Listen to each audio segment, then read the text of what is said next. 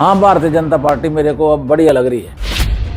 अब भी कांग्रेस पार्टी को राजपाट मिलने का समय आता है, ये आपस में लड़ाइयाँ पा लेते हैं। इससे जो वर्कर हैं, कार्यकर्ता हैं, सारे मायूस होते हैं। लोगों की मायूसियत जो है वो हमारे से बर्दाश्त नहीं हो रही, देखी नहीं जा रही। स्वयं नायब सिंह सैनी जो हरियाणा प्रदेश के मुख्यमंत्री हैं, वो मेरी ज्वाइनिंग कराने के लिए यहाँ आएंगे और मैं उनकी रहनुमाई में भारतीय जनता पार्टी की सदस्यता ग्रहण करूँगा। कांग्रेस के दिग्गज नेता और रादौर से पूर्व विधायक बिशन लाल सैनी ने अब कांग्रेस का हाथ छोड़ने का ऐलान कर दिया है। बिशन लाल सैनी कांग्रेस नेताओं की गुटबाजी और लगातार चुनाव में हार को लेकर मायूस हैं, जिसके चलते उन्होंने 15 फरवरी को जगाधरी के अनाज मंडी में मुख्यमंत्री नायब सैनी की मौजूदगी में भाजपा का कमल थामने का मन बना लिया है। ऐसे है कि जो 15 तारीख अभी आ रही है, एक दो दिन के बाद, उस 15 तारीख को समय रहेगा लगभग 1 बजे। स्वयं नायब सिंह सैनी जो हरियाणा प्रदेश के मुख्यमंत्री हैं, वो मेरी ज्वाइनिंग कराने के लिए यहाँ आएंगे और मैं उनकी रहनुमाई में भारतीय जनता पार्टी की सदस्यता ग्रहण करूँगा। वजह तो मेरी बात सुनिए आप, कि जब कोई चीज़ मिलनी होती है ना, जनता तो कह रही भी राजपाट लो, कांग्रेस वाले अरे यहाँ आपस में लड़ रहे, कहता में जरूरत ही नहीं है। जब भी कांग्रेस पार्टी को राजपाट मिलने का समय आता है, ये आपस में लड़ाइयाँ पा लेते हैं। इससे जो वर्कर हैं, कार्यकर्ता हैं, सारे मायूस होते हैं। लोगों की मायूसियत जो है वो हमारे से बर्दाश्त नहीं हो रही, देखी नहीं जा रही। जिस प्रकार से कांग्रेस के हारने पर कार्यकर्ता रोए हैं घरों में बैठ बैठ कर, वो देखा नहीं गया।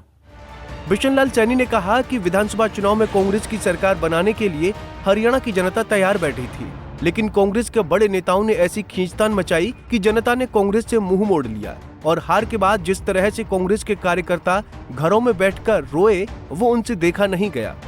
सैनी ने यहाँ तक कह दिया कि अगले 10 सालों तक कांग्रेस की सत्ता आती नहीं दिख रही है। वर्कर मायूस है, जिसके चलते उन्होंने भाजपा में शामिल होने का फैसला लिया है। अब ये 10 साल तक कहाँ जाएंगे? 5 साल तो ये निकल जाएंगे, पर मुझे लगता है कि 5 साल अगले भी शायद कांग्रेस दोहराना लगे राजपाट के, तो कहाँ जाएंगे लोग? तो एकमात्र चारा यही है कि सारे के सारे भारतीय जनता पार्टी में आ जाओ। सारे को दे रहे हैं, मैं तो कांग्रेस वाले को, चाहे भूपेंद्र हुड्डा साइल जो है कोई हो चाहे। बीजेपी की फूट की वजह ज़्यादा रही है, फूट की वजह से हार हुई है। और एक दूसरा जो निम्न जातियों के लोग थे, उनको पहचानने में, उनका सहयोग लेने में कांग्रेस पार्टी ने उनका मान सम्मान इतना न किया जितना किया जाना चाहिए था। बहुजन समाज पार्टी से बिशन लाल सैनी ने सक्रिय राजनीति में कदम रखा था। उसके बाद उन्होंने इंडियन नेशनल लोकदल का चश्मा लगाया और पिछले 10 सालों से वो कांग्रेस का हाथ थामते हुए रादौर से चुनावी ताल ठोक रहे थे। अक्टूबर में हुए विधानसभा चुनाव में बिशन लाल सैनी को करारी हार मिली, जिसके बाद से वो और उनके कार्यकर्ता बेहद मायूस थे। कांग्रेस में हम रहे हैं, 10 साल तक रहे हैं, 10 साल काम किया कांग्रेस में। उससे पहले मैंने लोकदल में काम किया 12 साल, उससे पहले बीएसपी में था मैं। हमने हमेशा अपने नेताओं की इज्जत करी है, चाहे वो कांग्रेस के नेता हैं उनकी भी इज्जत करते हैं, चाहे बीएसपी के हैं उनकी भी इज्जत करते हैं, चाहे लोकदल के हैं उनकी हम इज्जत करते हैं। इसमें ये बात नहीं है कि हमारे को कोई उनसे नाराज़गी है या कोई खुंदक है या मैं बीजेपी में जा रहा हूँ तो वो मेरे दुश्मन हो गए। कांग्रेस नेताओं की गुटबाजी से आहत बिशन लाल सैनी को अब कांग्रेस के मुकाबले भाजपा अच्छी लगने लगी है।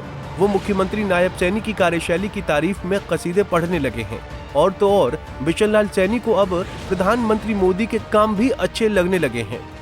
ऐसी कोई बात नहीं है। हाँ, भारतीय जनता पार्टी मेरे को अब बढ़िया लग रही है।